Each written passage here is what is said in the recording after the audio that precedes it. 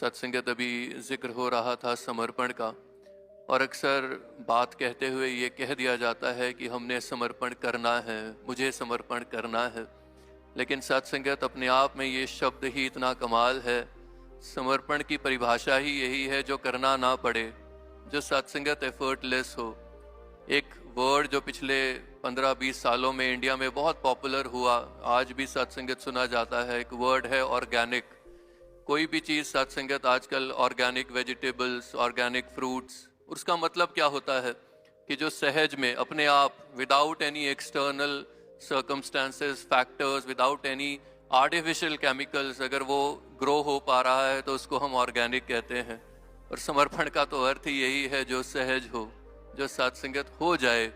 और गुरु का इश्क जब होता है तो सत्संगत समर्पण करना नहीं पड़ता, समर्पण हो जाता है। सत्संगत अक्सर ये बात, ये सवाल कि समर्पण है क्या, तो किसी शिष्य ने अपने गुरु से पूछा कि समर्पण है क्या। तो गुरु ने सत्संगत आगे से कहा कि क्या आपको लगता है कि सदगुरु के, गुरु के चरणों में कुछ पुष्प चढ़ा करके नतमस्तक हो जाना, दंडवत प्रणाम कर लेना, क्या इसको समर्पण कहते हैं? क्या आपको लगता है गुरु की बात को मान लेना, इसको समर्पण कहते हैं? तो शिष्य भी सोच में पड़ गया कि गुरु की बात को मान लेना, क्या इससे भी आगे कोई समर्पण हो सकता है? तो फिर सत्संगत गुरु ने यही एक आशीर्वाद दिया, यही फरमाया कि जब गुरसिक के मन में गुरु के प्रति, गुरु की किसी बात के प्रति कोई संदेह ना रहे, उसको समर्पण कहते हैं। निसंदेह गुरु की बात जब जीवन में इशारों से ही उतरनी शुरू हो जाए, उसको समर्पण कहते हैं।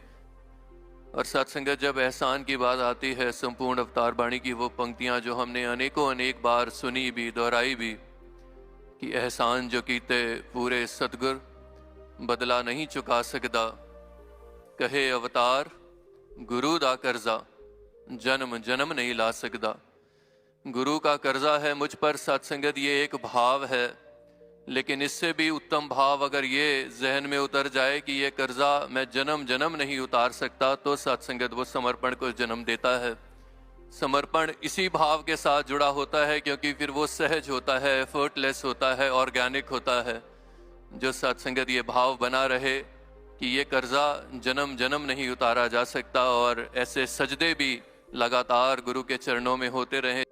सत्संगत एक मुरीद अपने मुर्शद के आगे तो मांगता भी यही है कि तुझे बुलाकर और मैं करूँगा भी क्या, तू एक लौता शौक है मेरी जिंदगी का। सत्संगत बुलाया जा नहीं सकता, ये एक बात है, लेकिन सत्संगत बुला करके गुरसिक करेगा भी क्या?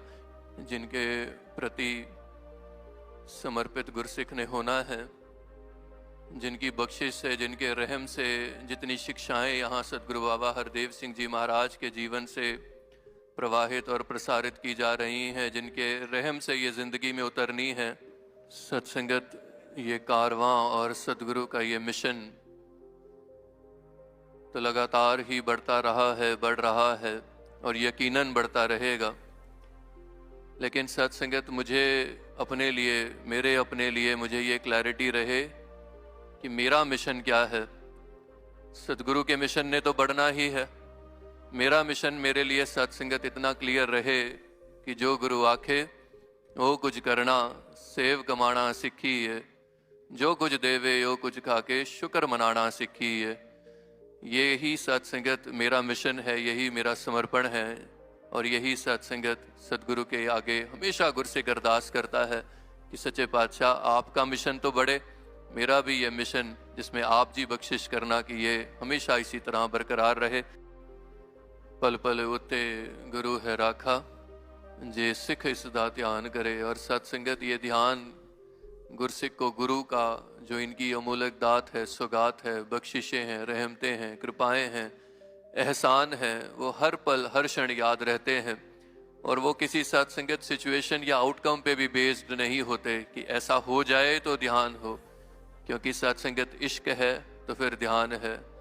सत्संगत इस कुल कायनात में कोई भी शब्द ऐसा नहीं बना, कोई भी वोकैबुलरी ऐसी नहीं बनी जो सदगुरु की रहमतों को पूर्णतः बयां कर सके। इसलिए सत्संगत आदरणीय पूर्ण प्रकाश साकी जी जो अपने आप में इतने कमाल के लेखक हुए, कितनी सेवाएं सच्चे पातशाह ने उनकी कलम से प्रवान की। उन्होंने भी सत्संगत बहुत कुछ लिखने के बाद एक शेर लिखा, और वो ये कि कलमों के धनी ये नहीं जानते साकी, कलमों के धनी ये नहीं जानते साकी, कि तेरी रहमतों का जिक्र तो सजदों में बयां होता है।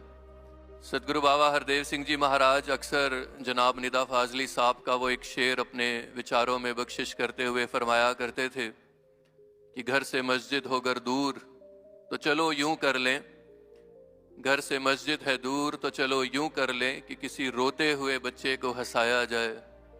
और वही बात सत्संगत इस बात का प्रमाण देती है कि सच्चे पातशाह ने किसी आने जाने, किसी समय, किसी स्थान को सीमित नहीं रखा गुरसिख की भक्ति के लिए, इबादत के लिए। जो मुझे दे रहे थे वो एक इल्म दे रहे थे, कि एक कला दे रहे थे, कि ये मुझे समझ में आए कि चलो यूं कर लें, ऐसे भी प्यार बांटा जा सकता है, चलो यूं कर लें। गुरु का दिया हुआ प्यार है, किसी को हंसा करके ही बांटा जाए। ये सत्संगत इल्म जिस गुरसिख की जिंदगी में आता है, फिर यहाँ वो खड़े होकर के ही नहीं, केवल अपनी जिंदगी के हर एक पल में इसी प्यार का, इसी इश्क का प्रगटाव करता है।